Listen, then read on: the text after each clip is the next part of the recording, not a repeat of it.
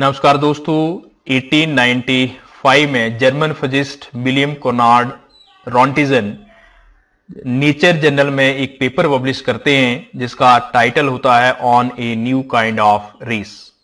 और ये एक नई तरह की रेस की जो इन्वेंशन है, ये इन्वेंशन रॉन्टिजन को 1901 में फिजिक्स का पहला नोबेल प्राइज दिलाती है। आज के इस वीडियो में हम brief biography of W.C. Roentgen, उनकी invention a new kind of rays that is X rays का प्रोडक्शन मैकेनिज्म, एक्स रेस क्या होती हैं और उनकी क्या एप्लीकेशंस हैं, जिसकी वजह से उनकी क्या इंपॉर्टेंस है, जिसकी वजह से उनको जो है फर्स्ट नोबेल प्राइज दिया गया।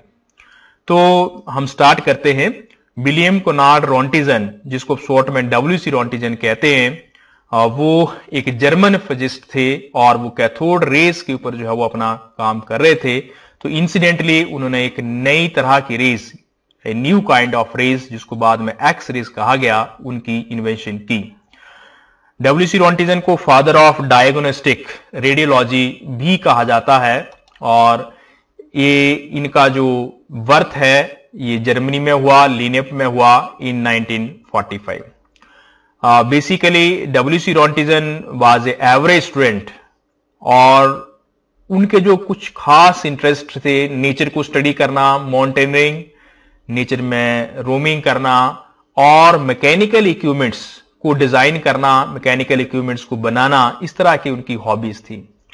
अपनी प्राइमरी और हायर एजुकेशन को कंप्लीट करने के बाद पॉलिटेक्निक एट ज्यूरिख से इन्होंने मैकेनिकल इंजीनियरिंग की डिग्री की। उसके बाद इन्होंने PhD किया यूनिवर्सिटी ऑफ ज्यूरिख से।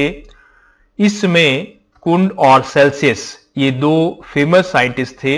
उनकी गाइडेंस में इन्होंने अपनी PhD जो है वो कंप्लीट की और अपनी PhD और एजुकेशन कंप्लीट करने के बाद 1808 में यूनिवर्सिटी ऑफ वुर्जबर्ग में as a professor of physics इन्होंने ज्वाइन किया, जहां पे हेल्महोल्ट्ज और लॉरेंट्ज, ये भी रिनॉल्ड साइंटिस्ट थे अपनी टाइम के, उनके साथ काम किया। इन्होंने बहुत से डिफरेंट फील्ड्स में अपने पेपर पब्लिश किए, काम किया। हीट ऑफ सॉलिड्स के ऊपर, थर्मल कंडक्टिविटी के ऊपर, रिफ्रैक्टिव इंडेक्सेस ऑफ सॉलिड्स के ऊपर, डिफरेंट फील्ड्स में जो है इनका जो है वो रिसर्च वर्क है और बहुत सारी पब्लिकेशंस है। मगर जो सबसे इंपॉर्टेंट पब्लिकेशन है, सबसे इंपॉर्टेंट जो रिसर्च वर्क है, वो 1895 में स्टार्ट होता है, जब वो एक नई तरह की एक्सपेरिमेंटल सीरीज जो है वो स्टार्ट करते हैं। उस समय तक कैथोड रेस के बारे में जो है वो जानकारी थी और कैथोड रेस के ऊपर जो है वो लोग जो काम कर रहे थे, उन्होंने डिफरेंट तरह की वैक्यूम ट्यूब्स जो है वो बनाई थी। इसमें एक यहां पे मैंने शो की है, इसको लिनार्ड वैक्यूम ट्यूब कहते हैं। इसमें सिंपली ये कि यहां यदि आप यहां से आप करंट देंगे, एक आपके पास जो है वो कैथोड है और यहां पे आपके पास जो है वो एनोड है। तो जब आप यहां से वोल्टेज अप्लाई करेंगे तो यहां से जो स्ट्रीम ऑफ इलेक्ट्रॉन्स हैं वो इमिट होंगे और क्योंकि जो एनोड है उसके ऊपर पॉजिटिव चार्ज होता है, तो ये पॉजिटिव चार्ज इन इलेक्ट्रॉन्स को जो है वो अपनी तरफ अट्रैक्ट करता है, जिसकी वजह से इलेक्ट्रॉन्स ऐसे यहां से मूव करते हुए और इस एनोड के बीच में होल होता है, यहां से ऐसे पास करते हुए इसके बैक साइड पे यहां पे स्क्रीन के ऊपर स्ट्राइक करते हैं और वहां पे एक फ्लोरोसेंस लाइट जो है वो दिखाई देती है। ये शो करता है कि beam of electron that is moving from cathode to anode and that is striking on the surface of this screen. और जैसे इसमें दिखाया गया है कि यहां से जो इलेक्ट्रॉन्स है वो इनविजिबल हैं, वो नॉर्मल नेक्ड आईज में जो है वो नजर नहीं आते हैं, मगर जब हम फ्लोरोसेंट स्क्रीन जो है वो पीछे लगाते हैं तो यहाँ पे उनके स्पॉट्स जो है, उनके इफेक्ट्स जो है, उनकी इमेजेस जो है वो दिखाई देती है।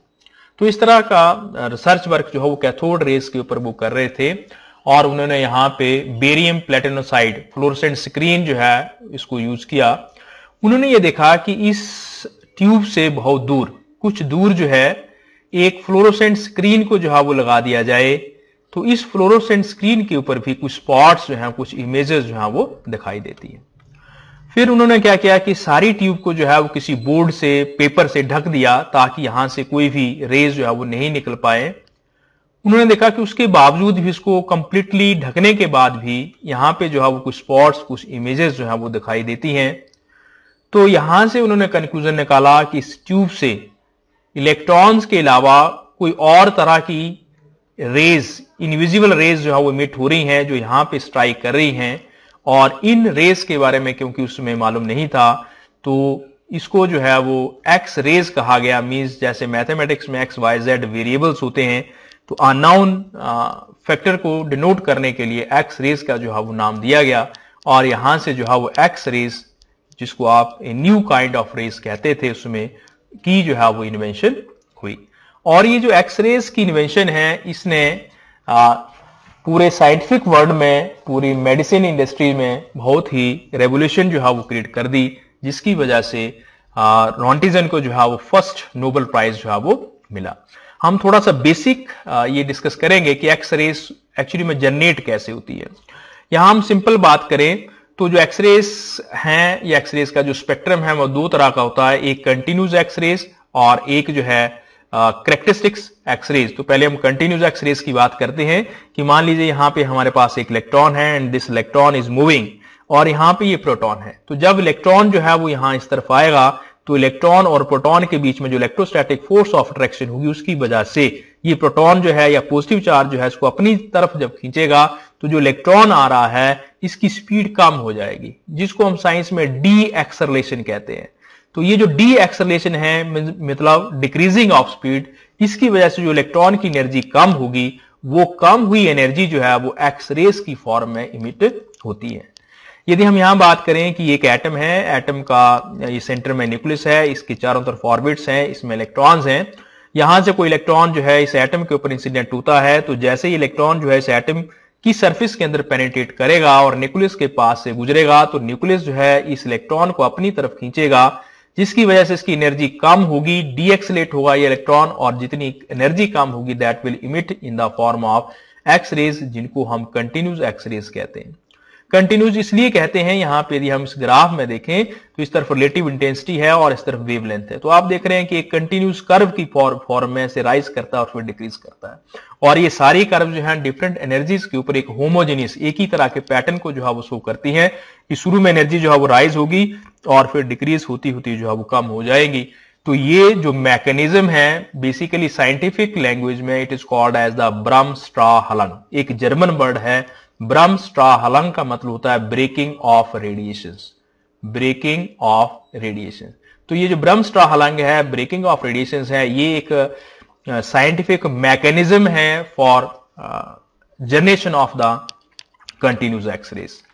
एक्सरेज का एक दूसरी तरह की एक्सरेज है जिनको हम कैरेक्टरिस्टिक्स एक्सरेज कहते हैं। यदि यहां से जो इलेक्ट्रॉन इंसिडेंट हो रहा है, ये जो इलेक्ट्रॉन यहां पे आ रहा है, जब ये इसकी जो एनर्जी है वो हाई होती है और इस एटम में जब ये स्ट्राइक करता है, तो दूसरी पॉसिबिलिटी है कि यहां पे जो भी इलेक्ट्रॉन होगा उस इलेक्ट्रॉन के साथ टकरा करके ये इसको बाहर निकाल दे, एक वैकेंसी जो है वहां पे क्रिएट कर दे। जब वैकेंसी क्रिएट होगी तो हायर एनर्जी सेल से इलेक्ट्रॉन जो है वो जंप करके नीचे आएगा, चाहे वो यहां से आए चाहे बाहर वाली सेल से आए। तो जब इलेक्ट्रॉन ऊपर से नीचे वाली सेल में जंप करेगा, तो जितना एनर्जी का डिफरेंस होता है दो सेल्स के बीच में, उतनी एनर्जी की एक्स रेज जो है वहां से इमिट होती है। और इनको हम कैरेक्टरिस्टिक्स एक्स रेज बोलते हैं, क्योंकि इनकी जो वेवलेंथ है, इनकी जो एनर्जी है, that depends upon the difference of the energy between these two energy levels. तो ये जो कैरेक्टरिस्टिक्स एक्स रे है, उसका जो कर्व है, यहां पे देखेंगे ऐसे पीक्स आती हैं, और ये पीक्स जो हैं वो अलग अलग एनर्जी लेवल्स के डिफरेंस को जो है वो शो करती हैं। तो बेसिकली सिंपल लैंग्वेज में कहें तो D acceleration of the electron, जब इलेक्ट्रॉन कहीं स्ट्राइक करता है तो उसकी जो एनर्जी कम होती है, वो एनर्जी जो है यदि कंटिन्यूस फॉर्म में निकलती है तो कंटिन्यूस एक्सरे कहेंगे, यदि वो डिस्क्रीट फॉर्म में निकलती है तो इसको हम जो है वो कैरेक्टरिस्टिक एक्सरे कहेंगे। This is general basic idea. अब यहां से जब एक्सरेज की इन्वेंशन हुई और ये पता चला कि ये इलेक्ट्रोमैग्नेटिक वेव्स होती हैं, तो जैसा कि हम इलेक्ट्रोमैग्नेटिक स्पेक्ट्रम में जानते हैं कि डिफरेंट तरह की वेव्स है, electromagnetic waves which are generated by the variation of electric and magnetic field vector, but they are not influenced by the electric field as well as the magnetic field. तो इन सभी electromagnetic raise को, waves को यदि arrange किया जाए in the order of increasing order of energy और increasing order of frequency, तो आप देखेंगे कि यहाँ पे सबसे ज्यादा जो है एनर्जी या फ्रीक्वेंसी जिसकी सबसे एनर्जी की वैल्यू ज्यादा होती है वो है गामा रेज, उसके बाद एक्स रेज, फिर अल्ट्रा वायलेट रेज, यहाँ पे विजिबल रेज 700 नैनोमीटर से 400 नैनोमीटर के आसपास ये वो रेज हैं जिनको हम देख सकते हैं, और यहाँ पे इंफ्रारेड रेज, माइक्रोवेव्स। इस तरफ जो है इनकी जो वेवलेंथ है, आप ऐसे कह सकते हैं कि इस तरफ इनकी वेवलेंथ इंक्रीज हो रही है, मतलब गामा रेज की वेवलेंथ सबसे कम होगी, एक्स रेज की उससे ज्यादा होगी, रेडियो वेव्स की सबसे ज्यादा होगी। और यदि आप एनर्जी की बात करें तो गामा रेज की एनर्जी सबसे ज्यादा होगी और एक्स रेज की थोड़ी सी उससे कम होगी। और यहां पे आप देखेंगे वेवलेंथ जो है इसकी 0.1 से लेकर के 1000 एंगस्ट्रॉम के बीच में होती है, और जो एनर्जी है इट इज 10 इलेक्ट्रॉन वोल्ट से लेकर के 1000 किलो इलेक्ट्रॉन वोल्ट के बीच में एनर्जी होती है। तो इलेक्ट्रोमैग्नेटिक स्पेक्ट्रम के बीच में ये वाला जो हिस्सा है, ये हिस्सा जो है वो एक्स रेज को रिप्रेजेंट करता है, जिसकी इन्वेंशन जो है वो डब्ल्यूसी रॉन्टिजन ने की थी। अब क्वेश्चन ये है कि ये जो एक्स रेज प्रोड्यूस हुई या जिनका पता चला, इनको हम कहां जो है वो अप्लाई कर सकते हैं। वैसे तो इसकी प्रैक्टिकल लाइफ में बहुत सारी एप्लीकेशंस हैं, मगर जो दो मेन एप्लीकेशंस हैं मैं उनकी बात करूंगा। एक है मेडिकल साइंस में। यदि आप मेडिकल साइंस में बात करें तो जैसे हम जनरली हॉस्पिटल में जब जाते हैं, कोई बीमारी है, कहीं बोन में फ्रैक्चर है, कुछ है, तो सबसे पहले जो है वो डॉक्टर लोग हमें एक्सरे लेने के लिए बोलते हैं। तो एक्सरे से जो है हमें इंटरनल स्ट्रक्चर जो है वो पता चलता है। इसकी जो इन्वेंशन है, इसका जो मालूम है वो 1895 में डब्ल्यूसी रॉन्टिजन को हो गया था। उन्होंने सबसे पहले अपनी वाइफ के हैंड का ही एक एक्सआरडी लिया था, और उसमें एक्सरे में उनकी बोन्स क्लियरली नजर आ रही है, और साथ में जो हाथ में अंगूठी पहनी है वो भी नजर आ रही है। तो हमारे बॉडी के अंदर का इंटरनल स्ट्रक्चर जो है वो पता चल जाता है। तो जब एक्स रेज को हमारे शरीर के ऊपर जो है वो इंसिडेंट करवाया जाता है, तो जो फ्लैश है वहां से एक्स रेज जो है वो पास कर जाती हैं, मगर जो बॉन्स हैं, कैल्शियम जो है एक्स रेज को एब्जॉर्ब करता है। हड्डियां जो कैल्शियम से बनी होती है, तो उसकी वजह से ब्राइट स्पॉट्स जो है वो नजर आते हैं। मीन स्केलेटन जो है वो कंप्लीटली नजर आ जाता है, जहां से हम उसका डायग्नोसिस जो है वो कर सकते हैं। और it was a big achievement in the medical science for the treatment. और इसके अलावा जो एक्सरेज हैं वो डायग्नोसिस में भी इस्तेमाल होती हैं। इंटरनल कोई एबनॉर्मल टिश्यूज हैं उनको डिस्ट्रॉय करने के लिए भी इसको इस्तेमाल किया जाता है। यदि हम एक दूसरी और इसकी मेजर एप्लीकेशन पे बात करें तो इसको हम क्रिस्टलोग्राफी कहते हैं। क्रिस्टलोग्राफी का मतलब ये हुआ कि जो क्रिस्टल्स हैं उनके स्ट्रक्चर को पता करना। जैसे कोई स्टोन है, कोई मटेरियल है आपके पास, आप उसके इंटरनल स्ट्रक्चर को नहीं देख सकते कि उसका अंदर से स्ट्रक्चर कैसे है, तो वहां भी एक्सरेज इस्तेमाल की जाती हैं। ये एक्सरेज इंसिडेंट हुई, यहां पे हमने कोई क्रिस्टल रखा हुआ जिसका इंटरनल स्ट्रक्चर पता करना है, तो एक्सरेज जो है इसके बीच में से क्रॉस कर जाती हैं, और जहां जहां क्रॉस करेंगी वहां वहां जो है वो स्पॉट बनेगा। जहां मटेरियल होगा वो चीज जो है वो एब्जॉर्ब हो जाएगी, वहां पे जो है वो डार्क रह जाएगा। तो एक पैटर्न जो है, एक स्ट्रक्चर जो है हमें मिलता है। और एक और साइंटिस्ट हुए ब्रैग्स, उन्होंने ब्रैग्स लॉ दिया, उससे हम जो है वो डायफ्रैक्शन के मैकेनिज्म को यूज करके किसी भी मटेरियल का इंटरनल स्ट्रक्चर जो है वो पता कर सकते हैं। तो ये जो दो मेजर एप्लीकेशंस हैं, to know the internal structure of the human body and to know the internal structure of the material, ये दोनों ही एप्लीकेशंस बहुत ही बड़ी एप्लीकेशन थी, जिसने पूरे वर्ल्ड में जो है एक्सरेज की इन्वेंशंस को एक इंपॉर्टेंट इन्वेंशन बना दिया, जिसकी वजह से डब्ल्यूसी रॉन्टिजन को फिजिक्स का पहला नोबेल प्राइज मिला। तो आप यहां से ये एनालाइज कर सकते हैं कि जो भी नोबेल प्राइज मिलता है, वो जो इन्वेंशन होती है वो ह्यूमन काइंड के लिए यदि इंपॉर्टेंट हो, इतनी इंपॉर्टेंट हो कि वाकई उसकी एप्लीकेशन जो हो बहुत ज्यादा हो, तभी जो है वो नोबेल प्राइज दिया जाता है। तो आज के वीडियो में मैंने फर्स्ट नोबेल प्राइज के बारे में और एक्सरेज के बारे में डिस्कस किया। यदि आपको ये मेरा लेक्चर अच्छा लगता है तो प्लीज इसको लाइक करें, शेयर करें, और मेरा चैनल जो कि डॉक्टर एचपाल के नाम से है उसको सब्सक्राइब करें।